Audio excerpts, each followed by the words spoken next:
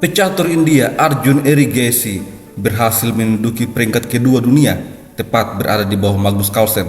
Pencapaian ini diperoleh setelah Arjun Erigesi berhasil melaju memimpin turnamen Chennai Grandmasters 2024. Di babak keempat, Arjun mengalahkan Amin Tabatabai, pecatur asal Iran.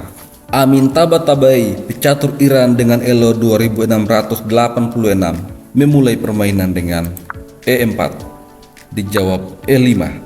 Setelah kuda F3, kuda C6 menjaga pion, dan gajah C4 dimainkan. Pembukaan Italian. Arjun Erigesi tidak mengembangkan gajah ke petak C5 seperti biasanya yang merupakan varian Gioaccio Piano. Dia memilih untuk memainkan pertahanan dua kuda dengan kuda F6. Setelah itu D3. Gajah petak gelap putih siap untuk dikembangkan. Di posisi ini, barulah Arjun Erigesi mengeluarkan gajah ke petak C5. Setelah itu, Amin Tabatabai langsung rokade untuk mengamankan raja. Arjun Erigesi kemudian mendorong D6 bersiap untuk mengeluarkan gajah petak terang. Di posisi ini, Amin Tabatabai mendorong C3. Langkah ini punya dua tujuan. Selain persiapan untuk mendorong D4, juga sebagai tempat untuk menarik mundur gajah jika diserang. Arjun Erigesi kemudian mendorong A6 bersiap untuk menyerang gajah, namun A4. Dengan langkah ini, maka rencana Arjun untuk mendorong pion B harus ditunda. Oleh karena itu, Arjun mempersiapkan serangan melalui sayap raja dengan H6. Ini adalah langkah profilaksis mencegah gajah putih untuk mempining kuda. Setelah itu, benteng E1, sebuah shadowing pada raja. Di posisi ini, Arjun Erigesi tidak terburu-buru untuk rokade. Dia memilih untuk memainkan gajah mundur ke petak A7, sebuah langkah tunggu. Langkah ini membuat Amin Tabatabai mendorong B4. Setelah itu, Arjun memutuskan mendorong G5. Dia akan memulai badai pion di sayap raja hitam. Selanjutnya, Amin Tabatabai mengadu gajah petak gelap, gajah makan gajah, benteng makan gajah. Kemudian G4. Kuda terancam. Kuda ditarik mundur ke petak E1 dan H5. Badai pion betul-betul terkuat. Putih harus mengantisipasi hal ini dengan baik. Melihat ancaman di sayap raja, Amin Tabatabai berinisiatif untuk membongkar petak senter dengan D4. Setelah itu, H4. Arjun tidak bergeming. Dia tetap fokus pada rencananya untuk menyerang dengan badai pion. Oleh karena itu, Amin Tabatabai menarik mundur gajahnya untuk membantu pertahanan. Setelah itu, Menteri bermanuver ke petak E7 bersiap menuju sayap raja. Di posisi ini, D5 langsung dimainkan, sebuah langkah yang sangat baik. Ini membuat kuda terancam. Arjun secara mengejutkan memilih menarik mundur kudanya ke petak B8. Dengan demikian, kuda punya dua pilihan. Dia dapat berkembang ke petak B6 ataupun ke petak G6. Namun langkah ini untuk sementara membuat pergerakan benteng A terbatas dan tidak bisa bergerak. Selanjutnya, Amin Tabatabai membawa kuda ke petak D2. Dia akan membantu untuk menjaga pertahanan. Setelah itu, Menteri F8. Kuda mundur ke petak F1 dan Menteri H6. Arjun Erigesi mempersiapkan sebuah serangan melalui lajur H. Meskipun hitam punya badai pion, Amin Tabatabai tidak khawatir. Dia memiliki perwira-perwira yang telah menjaga pertahanan. Oleh karena itu, di posisi ini, dia juga mengambil inisiatif untuk menyerang. Dia membongkar dengan dorongan pion C4. Setelah itu, Arjun mendorong G3, sebuah langkah yang terburu-buru. Langkah ini dianggap kesalahan oleh engine. Menurut engine, mendorong A5 adalah langkah terbaik. Amin Tabatabai kemudian memukul dengan pion F. Setelah itu, pion makan pion. Tekanan selanjutnya pada petak H2.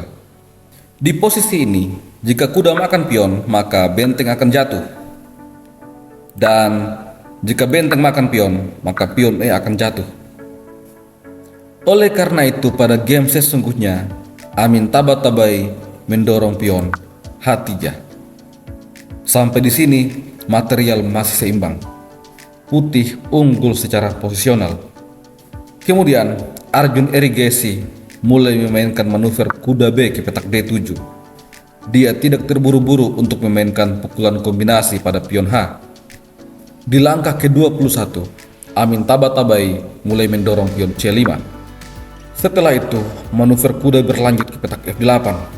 Pion makan pion, pion makan pion, lajur C menjadi terbuka. Amin Tabatabai memanfaatkan kesempatan ini untuk menempatkan menteri untuk mengontrol lajur C. Namun, ini adalah langkah yang tidak tepat menurut engine. Di posisi ini, Arjun Erigesi kemudian memainkan pukulan kombinasi gajah makan pion. Setelah itu, pion makan gajah gratis dan Arjun Erigesi tidak buru-buru untuk mengambil pion. Dia memilih untuk mengimbangkan kuda ke petak G6. Apa alasannya? Kalau menteri langsung makan pion, maka ini membuat putih unggul secara posisional karena ada langkah gajah F3 mengontrol petak H1. Kalaupun kuda ke petak G6 dimainkan, maka gajah mundur ke petak G2. Pertahanan putih begitu cantik, dan Raja Hitam sedang terekspos dan bisa berbahaya nantinya. Oleh karena itu, langkah Arjun Erigesi menempatkan kuda di petak G6 dan tidak terburu-buru mengambil pion H sudah merupakan langkah terbaik. Di posisi ini, Amin Tabatabai kemudian tidak sabar langsung mengambil pion. Langkah ini membuat keunggulan putih menjadi berkurang. Niatnya sebenarnya adalah mengadu menteri, akan tetapi kuda F4, ancaman Royal Fork yang sangat berbahaya.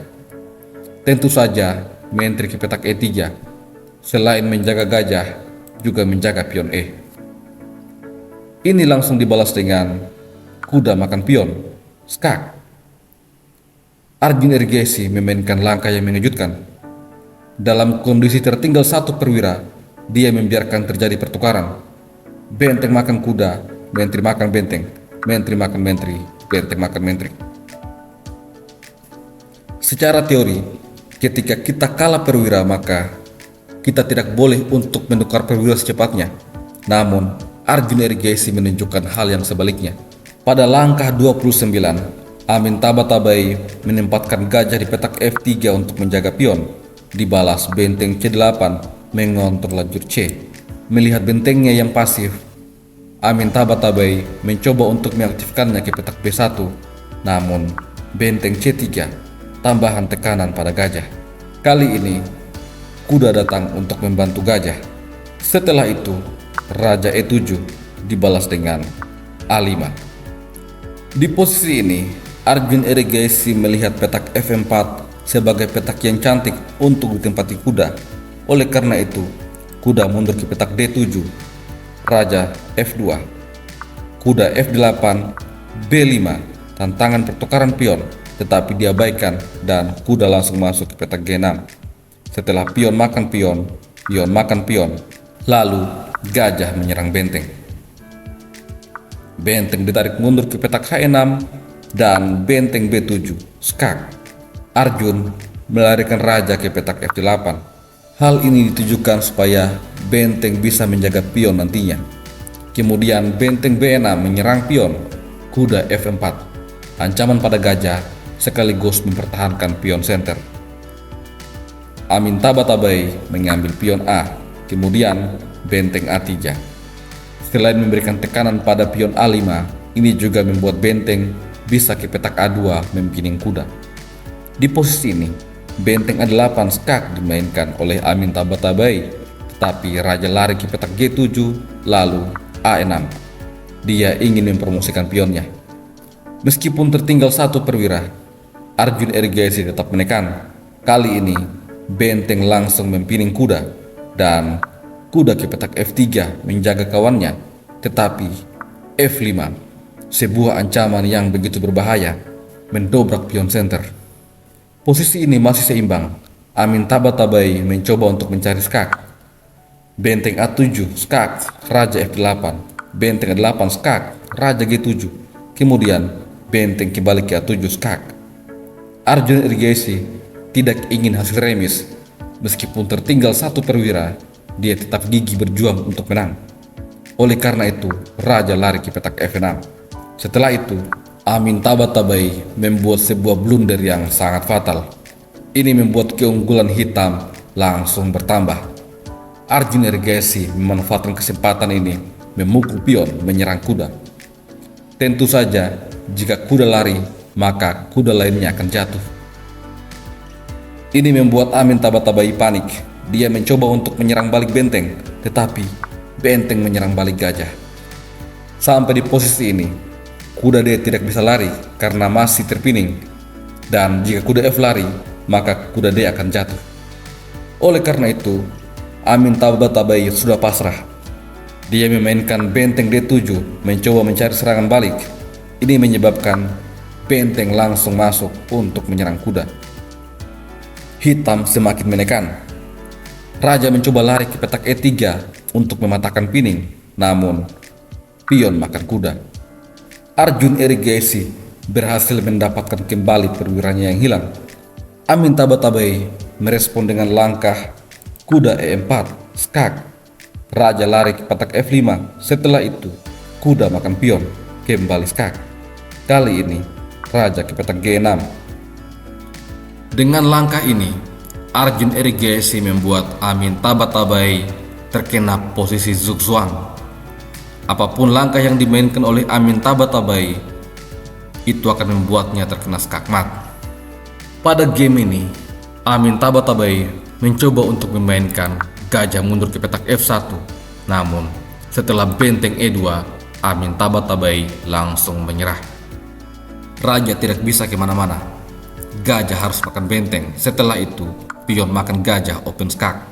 Langkah terbaik raja lari ke petak D2 dibalas dengan benteng D3 skak. Setelah raja C1, pion promosi jadi menteri. Raja C2, menteri skak, raja mundur, benteng skak mat. Kita kembali ke posisi zugzwang ini. Bagaimana jika pion A7 didorong? Maka benteng tetap ke petak E2 skak. Setelah gajah makan benteng, pion makan gajah, open skak. Kalaupun dicoba dengan raja lari ke petak F2, maka benteng H2 lagi-lagi skak. Hanya ada 3 tempat pelarian bagi putih. Jika raja lari ke petak E1, maka benteng skak, raja lari, pion promosi jadi menteri, hitam akan menang. Jika raja lari ke petak G1, maka benteng skak, setelah raja lari, pion promosi, skak mat. Dan jika raja lari ke petak F3, maka pion promosi jadi kuda, skak mat dalam 2 langkah. Jika raja lari ke petak E3, maka benteng E2, skak mat. Jika raja lari ke petak E4, maka benteng E2, lagi-lagi skak mat. Dan jika raja lari ke petak G3, maka benteng G2 skak, raja H4, kuda F3, skak mat. Kalaupun raja lari ke petak G4, maka benteng G2 skak, setelah raja H4, kuda F3, lagi-lagi skak mat. Oleh karena itu, mendorong pion bukanlah solusi. Posisi zugzwang yang dimainkan oleh Arjun Irigasi ini memang betul-betul luar biasa. Tidak ada harapan bagi putih untuk bisa mempertahankan diri dari kekalahan. Sampai jumpa lagi pada video selanjutnya. Salam Gens Nasumus.